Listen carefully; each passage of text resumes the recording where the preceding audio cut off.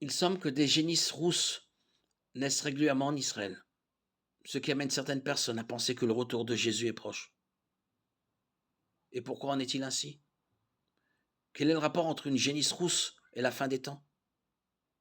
Avant d'aborder directement cette question, il est important de comprendre la signification de la génisse rousse dans la Bible. Pour répondre aux exigences de la loi de l'Ancien Testament, une génisse rousse était nécessaire pour aider à la purification des Israélites. Livre des Nombres, chapitre 19. Ceci étant, beaucoup ont considéré que l'apparition d'une génisse rousse aujourd'hui annoncerait la construction du troisième temple et le retour de Christ. Selon la tradition rabbinique, 9 génisses rousses ont été sacrifiées depuis l'époque de Moïse, alors qu'aucune ne l'a été depuis la destruction du second temple. Le rabbin Maïmonide 1135-1204 a enseigné que la 10e génisse rousse serait sacrifiée par le Messie lui-même, dans son livre Paradouma, chapitre 3, verset 4. Le Temple Institute, un groupe qui prône la construction d'un troisième temple, rapporte que 5 génisses rousses sans défaut sont arrivées en Israël le 15 septembre 2022 en provenance du Texas.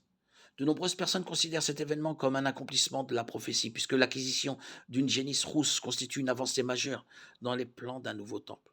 La loi mosaïque précisait que la génisse rousse devait être sans défaut ni tache et n'avoir jamais porté le joug. Livre des Nombres, chapitre 19, verset 2. Le sacrifice de la génisse rousse était un événement particulier dans la loi, car il s'agissait d'un animal femelle, sacrifié loin de l'entrée du tabernacle, et le seul sacrifice dans lequel la couleur de l'animal était spécifiée. L'abattage d'une génisse rousse est décrit dans Nombre 19, 1, 10. Le prêtre Éléazar devait superviser le rituel à l'extérieur du camp des Israélites. Après l'abattage de l'animal, Éléazar devait répandre 7 fois un peu de son sang sur le devant du tabernacle.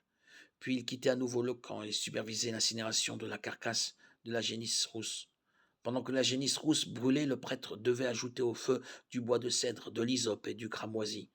Les cendres de la génisse rousse étaient ensuite recueillies et conservées dans un lieu cérémoniel pur, hors du camp. Les cendres étaient utilisées dans l'eau expiatoire. Livre des Nombres, chapitre 19, 9. La loi précise ensuite quand et comment les cendres de la génisse rousse étaient utilisées pour purifier ceux qui entraient en contact avec un cadavre. Si quelqu'un touche un cadavre, celui d'un être humain, quel qu'il soit, il sera impur pendant 7 jours. Il se purifiera avec 7 eaux, le troisième et le septième jour, et il sera pur. Le processus de purification impliquait les cendres de la génisse rousse de la manière suivante. On prendra pour la personne impure des cendres de la victime expiatoire qui a été brûlée et on mettra dessus de l'eau vive dans un vase. Un homme pur prendra de l'hysope et la trempera dans l'eau. Puis, il en aspergera la tente. Tous les ustensiles, les personnes qui sont là, ainsi que la personne qui a touché des os, un homme mort de manière violente ou naturelle, ou un tombeau. Les commandements concernant la génisse rousse étaient une autre préfiguration du sacrifice du Christ pour le péché des croyants. Le Seigneur Jésus était sans défaut, tout comme devait l'être la génisse rousse. De même que la génisse était sacrifiée hors du camp, Nombre 19, 3, Jésus a été crucifié hors de Jérusalem, Hébreux 13, 11, 12.